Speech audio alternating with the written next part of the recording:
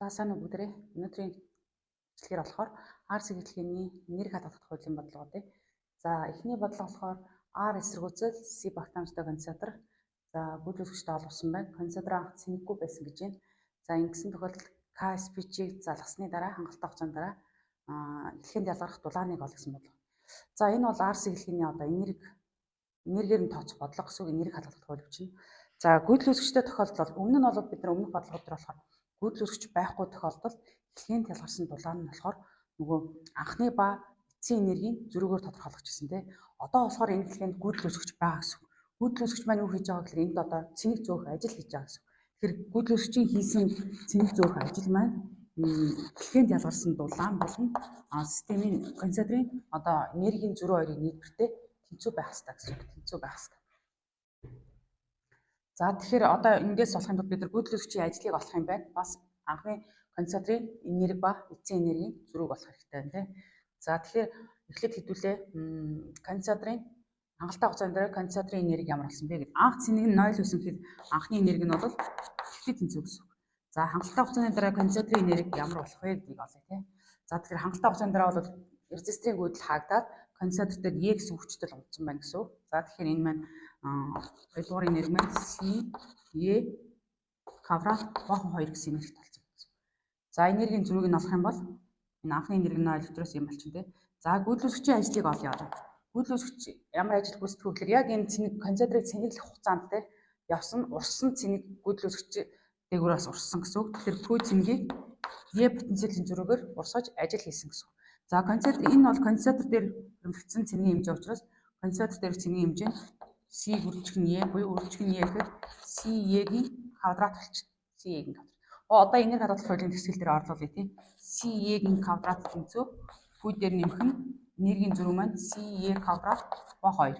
Эндээс ялгарсан дулаан маань C E-гийн квадрат ба 2 гэдэг хэлбэрээр гарч байна. Энэ өмнөх бодлогоодаас ялгаатай нь гүйдэл үзэгчээс ажил хийсэн байна тийм. Тэр өмнө нь бид нар болохоор гүйдэл үзэгч байхгүй тохиолдолд энэ ажлын тэгшлийн энэ зүүн тал тэгтээ тэмцээд ялгарсан дулаан нь бол конденсаторын энергийн зөрүүгээр тодорхойлогддог байсан. За өнөөдрийн дараагийн бодлого бол дараагийн бодлого дээр өмнөх энэ бодлогоос ялгаатай нь оюун дээр тоон утгад тавьж орлуулж чадах юм шиг тийм. За 20 микрофарад 20-ыг өржих нь 10-ын хасах 6 E квадрат гэхэр чинь 10-2 зэрэг гэдэг чинь 14 зэрэг баахан 2 гэх 10 болно 15 зэрэг 0.1 жаул явж байна. 10-ын хасах 1 зэрэг. За тоон утгаараа юм байна тийм. За дараагийн бодлого болохоор юугаар ялгаатай байгаа гэхээр конденсатор одоо анх цэнэггүй байсан гэж 14 дугаар бодлого дээр үзсэн бол 15 дугаар бодлого дээр болохоор конденсатор анх цэнэгтэй байсан.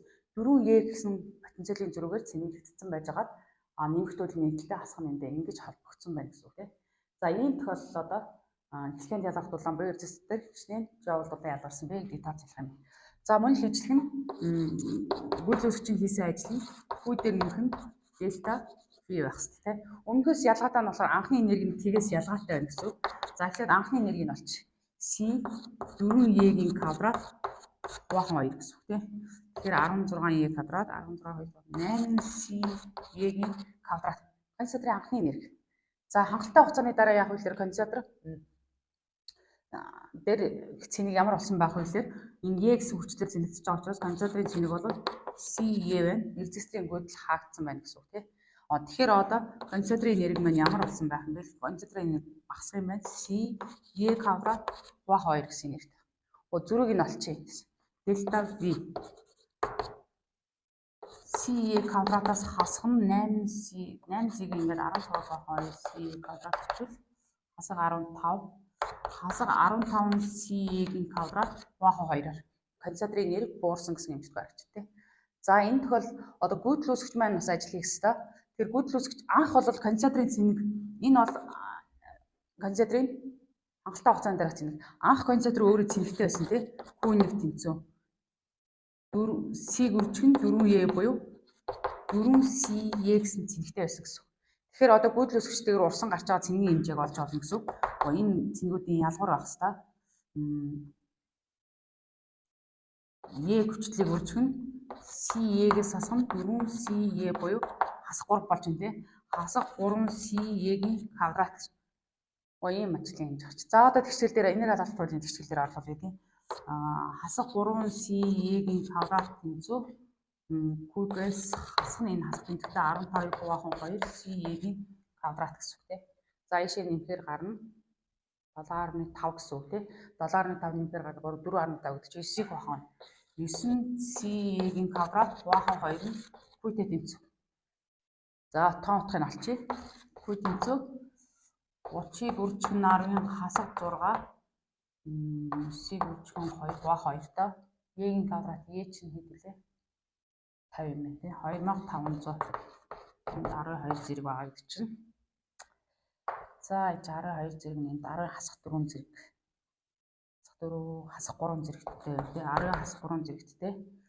Хойс 27 25 2 дугаар гэсэн. За чи яасан 5 тоног тий. 625 дээр 625 дээр 50 нэмэх гэсэн үг гэдэг чинь 675 2 дугаар. 3-аар авна. 2 дугаар байгаа юм чинь дахиад 3-аар авна 15 гэдэг чинь 7-аар 337.5 милли жаул гэсэн үг тийм ийм дулаан айлгалчна.